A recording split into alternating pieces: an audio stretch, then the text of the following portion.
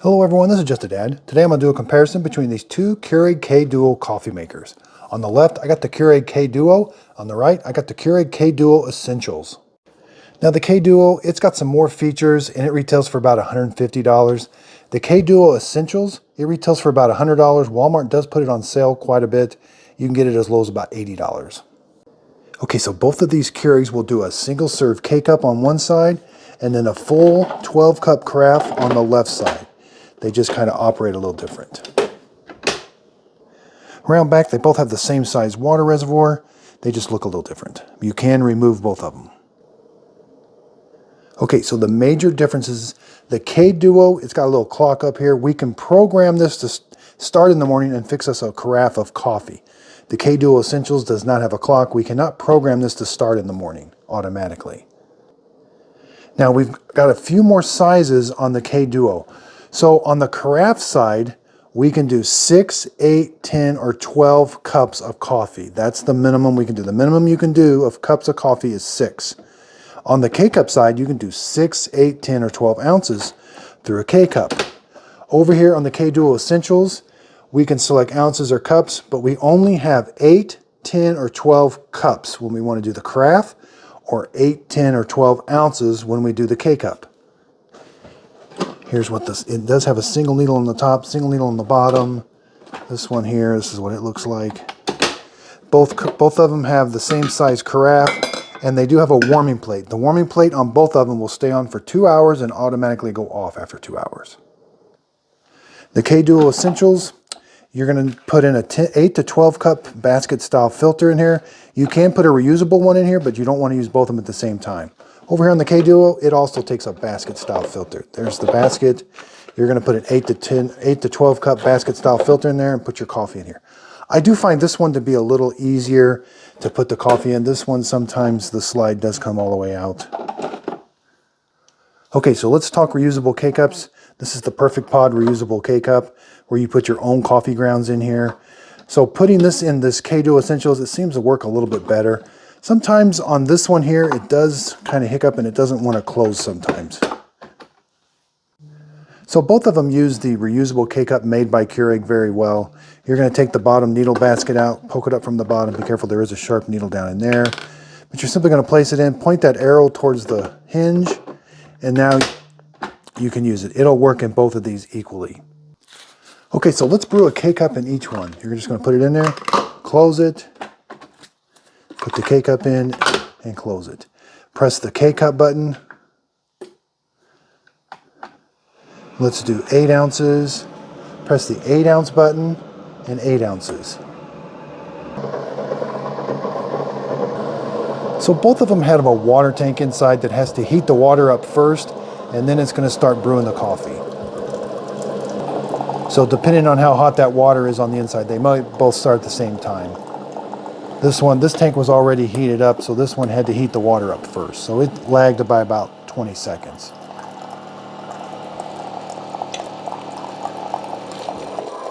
That's about 190 degrees coming out.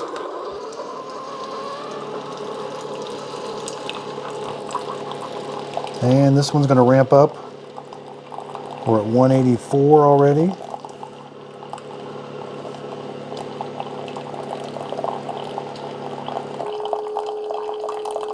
$188.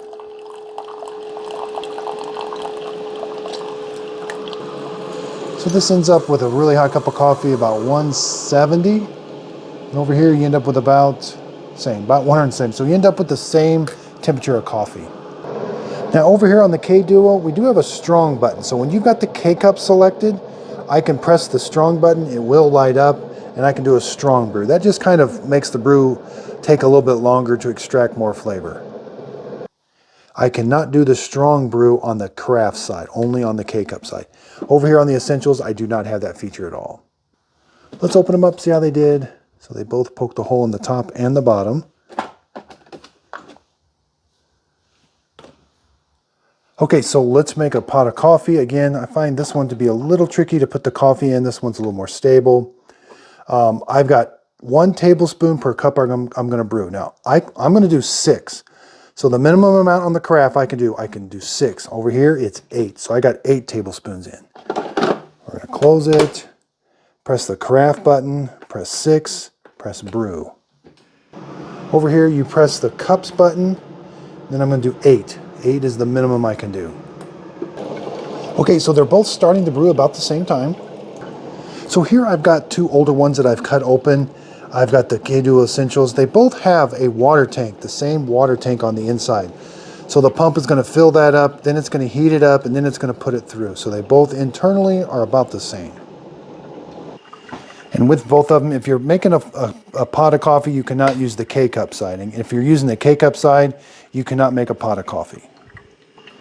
They both sound exactly the same. You'll hear that water heating up, and then they're kind of quiet, and then you'll hear that pump running the whole time. So I do like this display. When it's time to, when you need to add water, it'll say the words add water. When it's time to descale, it'll say the words descale. On the Essentials, it's got one light. So when it flashes, you got to add water. But when it's on steady, there's a blue light right here. When that's on steady, then it's time to descale. So you may forget what that means because there's only one light. So you can see we're almost to the 6 cup mark. They're both brewing exactly the same speed. And that took about 4 minutes to get to the 6 cup mark. And then they're both, after they're done brewing, they're going to turn this red light on here to let you know that the warming plate is on and it's going to stay on for 2 hours. But I can manually turn that warming plate off. I just got to hold that button until that red light goes out. And same over here. This button right here that's green right now, it's going to turn red to let me know the warming plate's on. Okay, so this one did. See how it turned red? I can brew a K-cup now, but that lets me know the warming plate is on. That's going to keep that coffee nice and hot. If I'm done with it, I can manually turn it off by just holding the button and it will turn it off. But if I don't do that, after 2 hours, it turns off automatically. Okay, so over here on the Essentials, the same thing. It turned red. The warming plate's going to stay on. I can hold this and turn it off. I cannot turn it on manually. I can only turn it off manually. So let's look and see how the coffee grounds did. Yeah, it did a good job with them. Let's open this one up. Careful, don't pull it out all the way, but yep, did a good job. We do have a filter basket even on this one that I can take out. It's just a little trickier because it kind of wants to come out sometimes.